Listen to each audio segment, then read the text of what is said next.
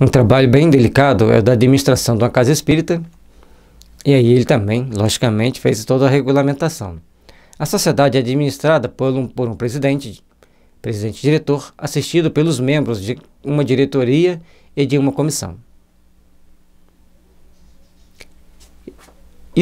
Todas as casas espíritas têm lá seu dirigente, seu presidente, seu diretor, cada um dá um nome, mas tem que ter uma pessoa responsável, tanto tecnicamente, espiritualmente e juridicamente. Isso é um fato. E ele tem que ter o grupo que o assessora, o que substitui, tem que ser bem organizado, assim como a lei determina que as sociedades, mesmo de sociedade limitada, das mais variadas organizações jurídicas, tenham um conjunto de pessoas que respondam por ela. 9. A diretoria se compõe de um presidente, um vice-presidente, um secretário principal, 2 secretários adjuntos e um tesoureiro.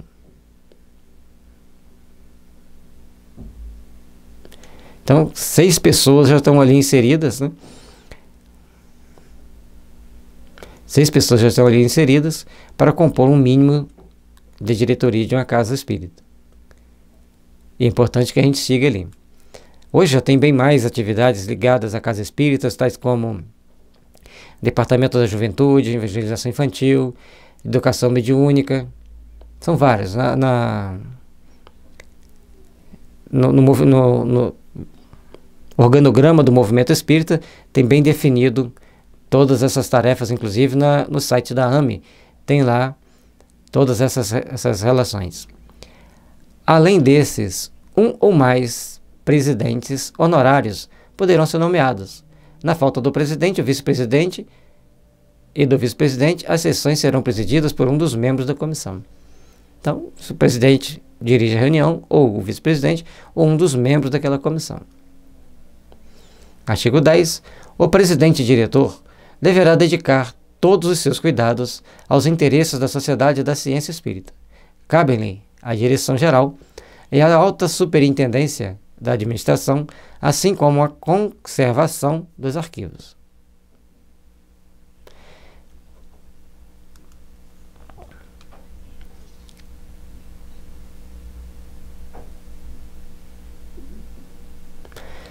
Então, ele tem que dedicar o máximo de cuidado aos interesses da sociedade.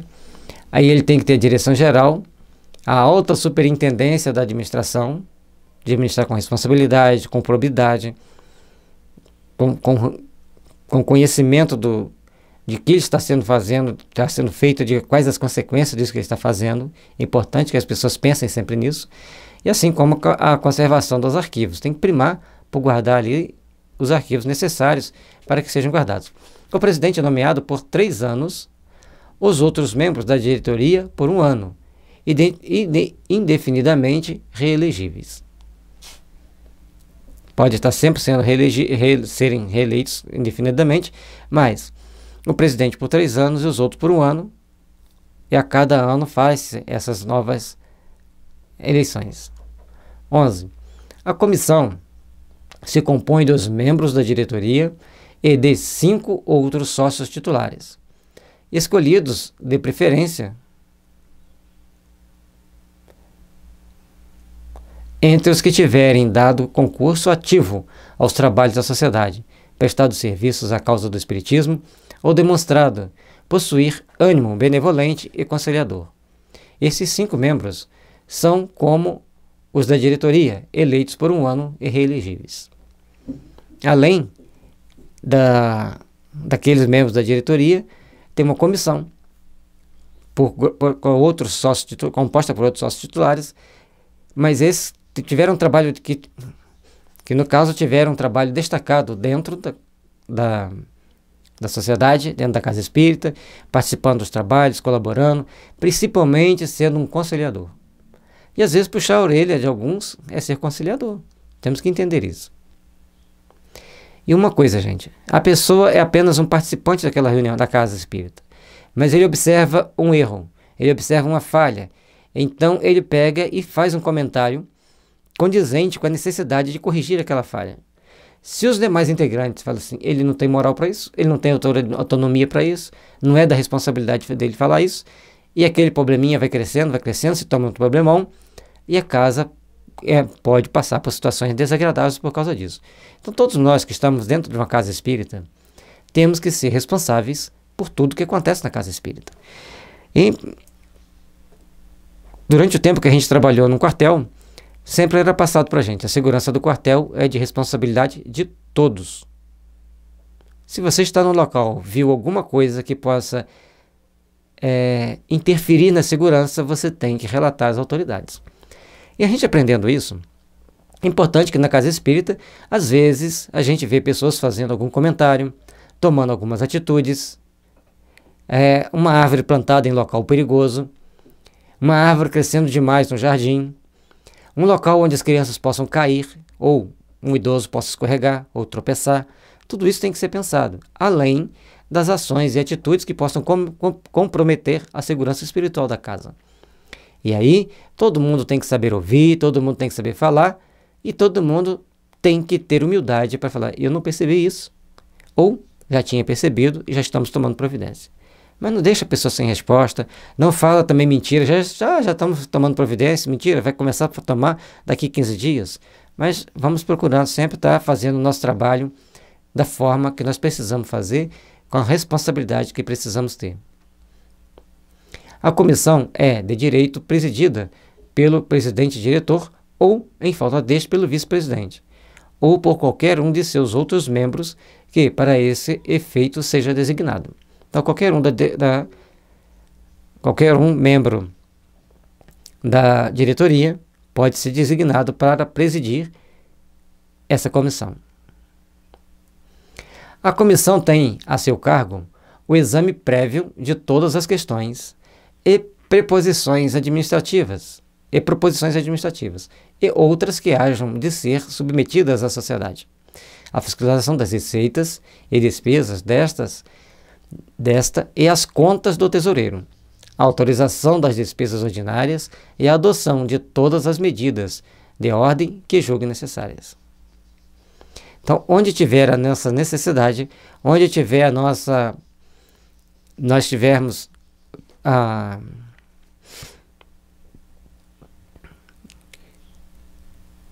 competência de estar colaborando e onde nós estivermos observando o que precisa ser corrigido, que precisa ser aprimorado, aperfeiçoado, nós devemos contribuir, nós devemos colaborar.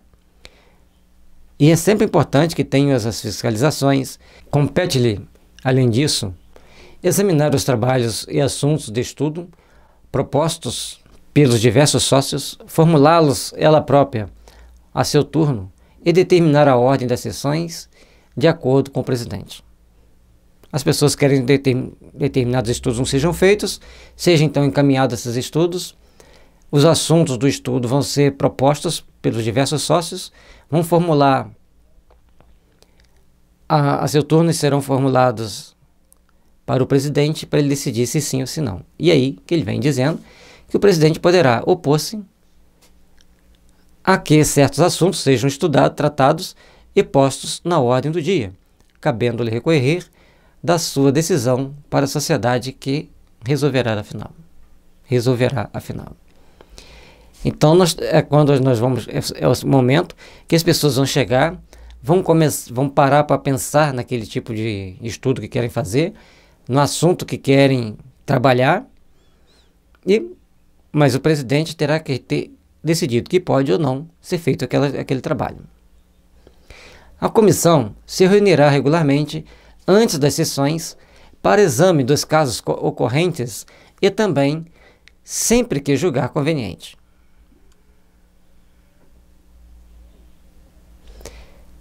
A comissão tem que reunir antes das sessões para examinar os casos correntes.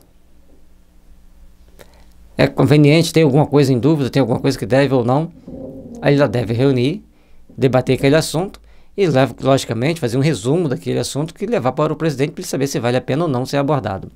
Os membros da diretoria e da comissão que, sem participação, se ausentem por 3 meses consecutivos, são tidos como renunciantes às suas funções, cumprindo providenciar-se para a substituição deles. E ele deu um prazo grande de 3 meses, Hoje, a gente não deve se afastar de um trabalho da Casa Espíritas por mais de 20 dias. Afastou por mais de 20 dias, a gente terá que fazer a nossa devida justificativa e ver quais regras serão aplicadas àquela condição. É importante que tenha isso, para a própria segurança da casa, para a própria segurança do grupo e segurança do próprio médium, do próprio trabalhador espírita.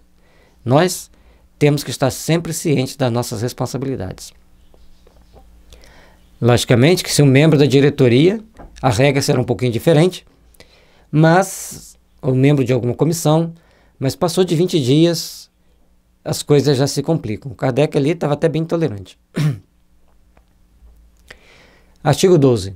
As decisões, quer da sociedade, quer da comissão, serão tomadas por maioria absoluta de votos dos membros presentes. Em caso de empate, preponderará o voto do presidente. Então, em todas as reuniões que tiver, todos os assuntos que foram votados, o voto do presidente vai ter precedência. Empatou, o presidente ou dá o voto de Minerva, ou o voto que ele já deu antes vai prevalecer. A comissão poderá deliberar quando estiverem presentes 4 de seus membros. Normalmente são 6, se tiver 4, essa comissão tem autonomia para deliberar o assunto. O escrutínio secreto será obrigatório se o reclamarem 5 membros.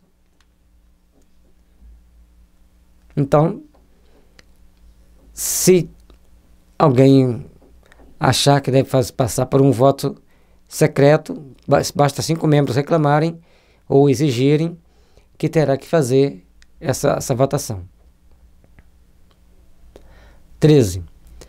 De 3 em 3 meses, 6 sócios escolhidos entre os titulares e os associados livres serão designados para desempenhar as funções de comissários. A palavra ficou junto ali. Então, é mais uma atividade, é uma forma das pessoas irem se integrando, é uma forma das pessoas irem sendo participativas da casa.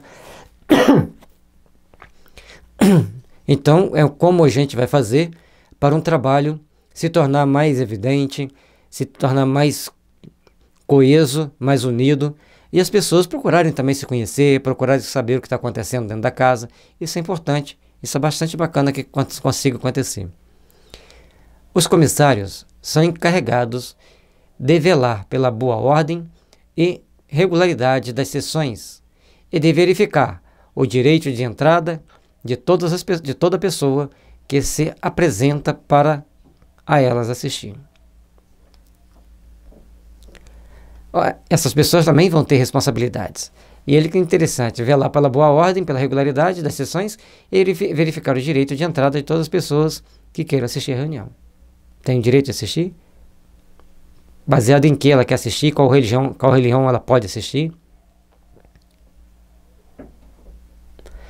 É importante essa questão de compartilhamento dos trabalhos, delegar funções. Isso é muito importante, ele já previa isso bem antes de começarem a estabelecer isso como regra dentro das empresas, dentro do ambiente de trabalho, seja qual ele for, tanto no trabalho voluntário quanto no trabalho remunerado.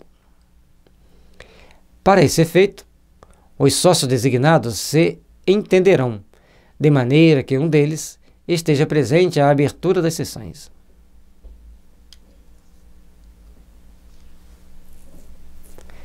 Então, sempre um desses sócios que são designados como comissário, ele tem que estar ali presente, participando, dando aquele apoio para a organização das sessões.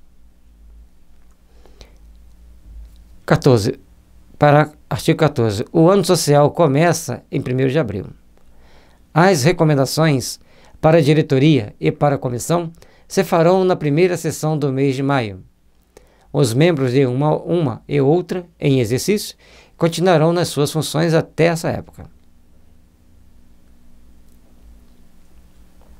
Então, todos aqueles que estiverem trabalhando na diretoria vão continuar fazendo suas funções até a primeira sessão ser feita no mês de maio, quando terá ou a reeleição dos integrantes ou a chamada dança das cadeiras, né? As pessoas trocando funções, trocando experiências, aprendendo melhor sobre o funcionamento da casa, para que qualquer um que vier assumir a presidência tenha condições de exercer a função. Para se proverem as despesas da sociedade, os titulares pagarão uma quota anual de 24 francos e os associados livres de 20 francos. Então, ele já tinha feito os cálculos de quanto a casa ia gastar, quanto que ela ia precisar, e estabeleceu uma quota anual. Olha que anual, não é nem mensal. E hoje a gente normalmente precisa de colaborar mensalmente com a casa, porque as despesas se tornaram muito grandes, é água, luz, funcionário, dependendo do tamanho da casa, e outras despesas que normalmente ocorrem ao longo do processo de todo o trabalho administrativo. Os sócios titulares, ao serem admitidos, pagarão, além disso, uma vez uma joia de entrada de 10 francos, a cota de paga integralmente por ano corrente. A cota é paga integralmente por ano.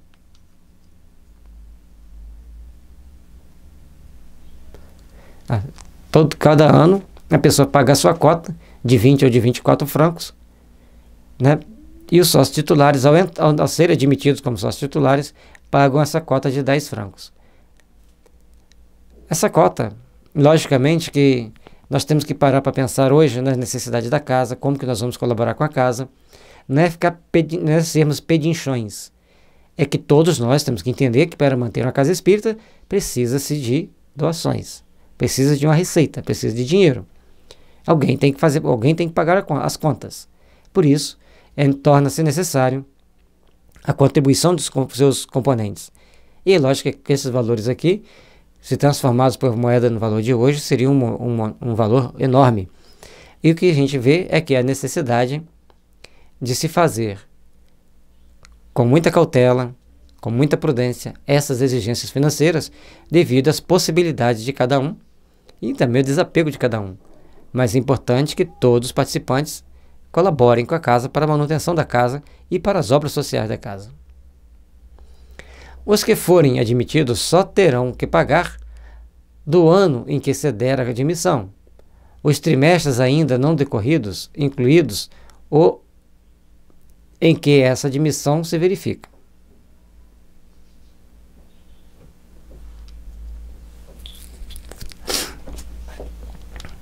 Entrou, paga a joia de R$10. Para ali, não vai precisar de decorrer mais.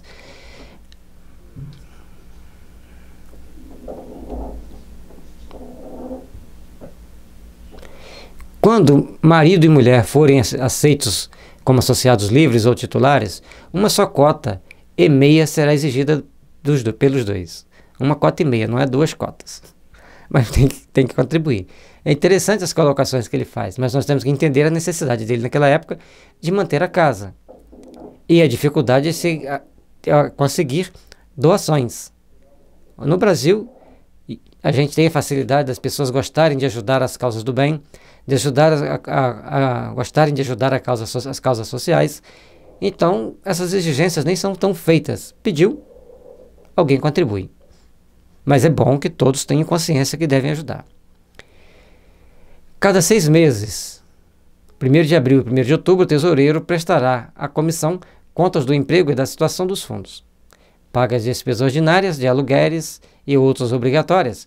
Se houver saldo, a sociedade determinará o emprego a dar-se-lhe aquele dinheiro que sobrou. Então, ao cuidado que ele tinha também, logicamente, se você exige, você também tem que ter a contraparte de mostrar às pessoas o que está ocorrendo, como está ocorrendo e de que forma foi feito aquilo que você se predispôs a realizar pelo outro. Então, se nós estamos trabalhando, estamos cumprindo uma função, nós temos que prestar conta a alguém daquilo que nós estamos fazendo. E se as pessoas colaboraram, o tesoureiro recebeu o dinheiro, ele tem a responsabilidade de administrar esse dinheiro e mostrar 2 meio balanços, né, semestrais do que está sendo feito daquele dinheiro, o que já foi pago, o que foi gasto com as despesas que tem que fazer, que temos naturalmente, e o que sobrou, aí as comissões vão definir onde vai se empregar o dinheiro. Qual o fim mais útil que vai dar. Artigo 16. A todos os admitidos, associados livres ou titulares, se conferirá um cartão de admissão, comprovando-lhe a categoria. Esse cartão fica com o tesoureiro, de cujo poder o novo sócio poderá retirá-lo pagando a sua cota e a joia de entrada. Ele não poderá assistir às sessões senão depois de haver retirado o seu cartão. Não o tendo feito, até um mês depois da sua admissão, será considerado demissionário. O rigor europeu está em todos os detalhes. Então, é importante que nós entendamos a questão da disciplina, da nossa consciência de fazer. É muito comum as pessoas falarem assim, eu vou fazer o curso. E aí a pessoa estabelece o curso, organiza o curso e a pessoa não vai. Aí o que as pessoas fazem? Taxa de inscrição. A pessoa, se ela foi, se ela não foi, ela pagou, ela contribuiu, a pessoa fez a despesa, comprou o material para fazer, alugou o espaço, mas ele vai ter como ressarcir as despesas admitidas. É importante, então, que a gente tenha essa condição, esse entendimento e essa responsabilidade para que a gente possa estar sempre fazendo da melhor forma possível aquilo que nós nos comprometemos em fazer. Será igualmente considerado demissionário todo sócio que não houver pago a sua cota anual no primeiro mês da renovação do ano social, desde que fique sem resultado um aviso que o tesoureiro lhe enviará. Então, se ele não pagou no prazo previsto, ele é considerado demissionário. E o tesoureiro tem que avisar, tem que cobrar, tem que ser alguém que gosta de cobrar da pessoa.